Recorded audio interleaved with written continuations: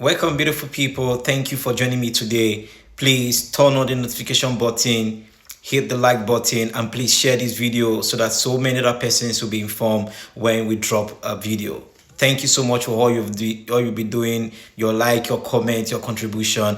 I so amazing. I appreciate you all.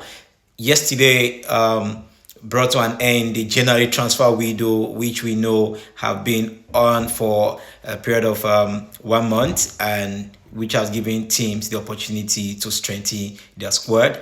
And we saw that the big teams in the EPL could not do much because of the FFP, which was a very important factor to consider, because we've seen the likes of Arsenal spend more than £200 in 200 million pounds in the summer just to strengthen the team. I will see the likes of Chelsea who have also spent a lot, and Manchester City who also did some transaction. And not leaving behind Manchester United, who also made good signings, made spent a lot of amount during the summer. So it was a bit very difficult for these teams to go out to get players. As is rightly said, the January transfer window is the sellers market. All right, so it's not even the buyers market, because the buyers have to pay through their nose to get quality players, and most of the time players are not ready to leave their team in January because of what they have going on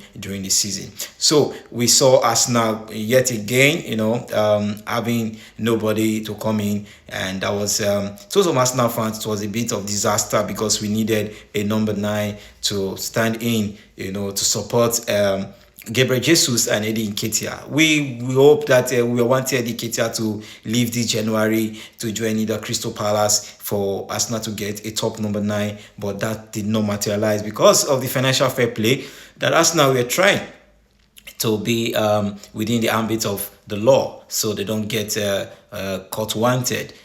So but it has come and it has gone. Arsenal did not make any transfer. We saw some other clubs make some transfer. We saw West Ham, we saw some Brighton, and some other clubs doing some little business here and there. But for the top dogs, it was a little bit impossible for them to make any transaction. Yes, it has come and it has gone. So the teams have to stick with the players they have to regulate and rotate the squad, and have to get the best out of the players they had. Today was another day for press interview for Mikel Arteta, who has also reiterated the importance of the boys to stick together. We saw the little bust up, the hit up between Zinchenko and Ben White in the last game that Arsenal played, how they came together to, like, they were having a heated conversation.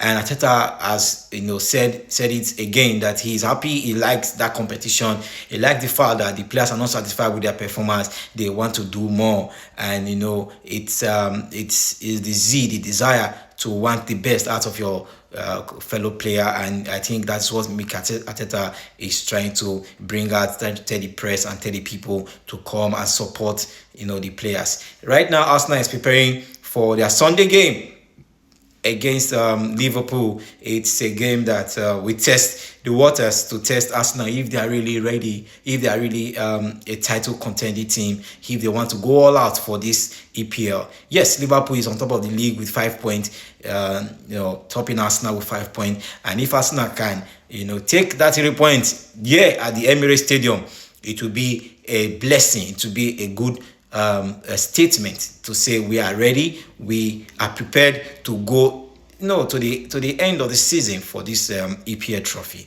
And I expect Arsenal to come out well to play. Yes, Liverpool is not a team that will sit back and wait for you to do the pressing. Yes, Liverpool is going to come out, and that will also give Arsenal the opportunity to play their style of football. Yes, we know Thomas Partey, we said that he will be back by 31st of January, that he will be featuring the game between Arsenal and Nottingham Forest. But that was not seen because it's like he is still having some delays, still having some setback.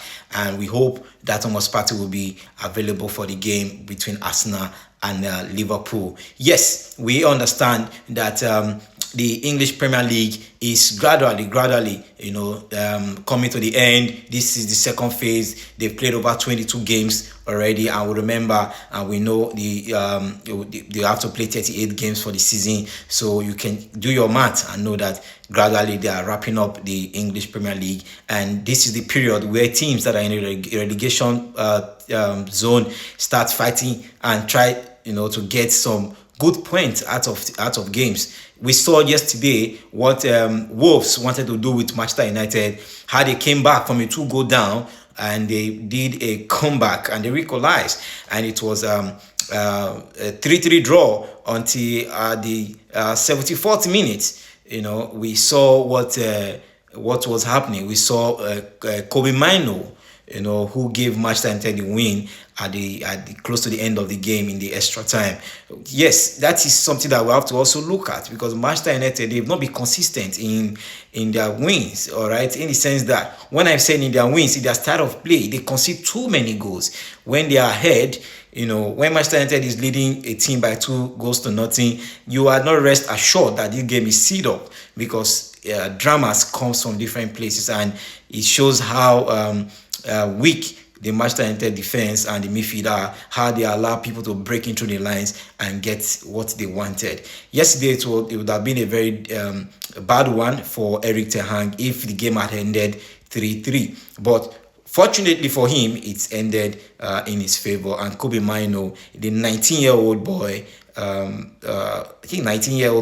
came up and gave Manchester United the win at the end of the day. So kudos to Kobe Mino, and I think for me, he deserves to be the man of the match for the day. Yes, we'll also be looking at Arsenal game with Liverpool. What do we expect from that game? Liverpool is a side that that thrive on the counter attack.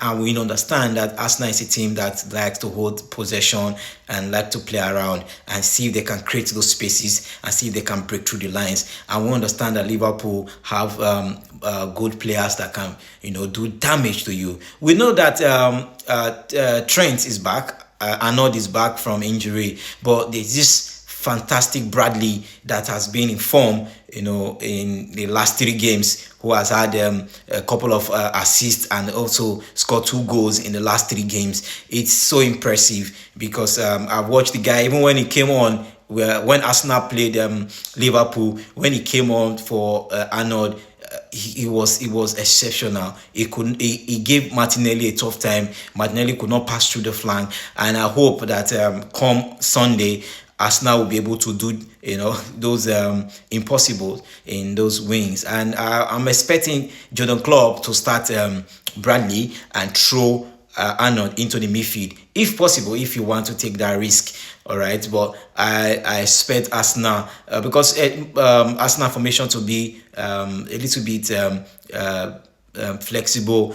We will be expecting Kai Havertz to come into the team. Yes, Smith Rowe had this opportunity against Nottingham Forest, but I see Mikel Arteta bringing back Kai Havertz into that left number 8 position, and Rice taking his regular position, and Martin Odegaard, our captain, taking his right number 8. Yes, on the number 2, we'll be seeing Ben White and Zinchenko will be back in the team. Yeah, we understand the importance of Zinchenko to Arsenal. We just hope that his defensive abilities will not be limited on that day. We understand that Mohamed Salah is still injured. He will not be playing. That means we have one less trouble, but we have Liverpool still has a lot of threat. We know that Arnold is not Nunes is not scoring more goals, but his contribution to the team is massive.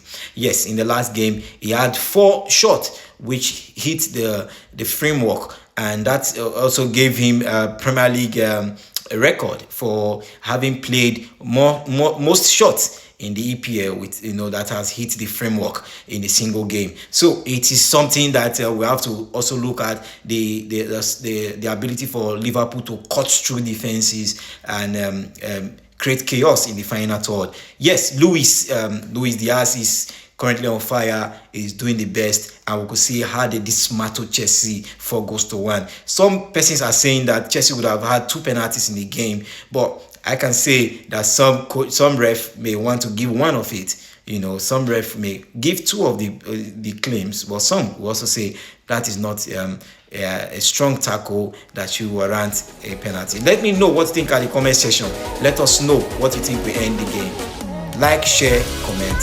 Thank you.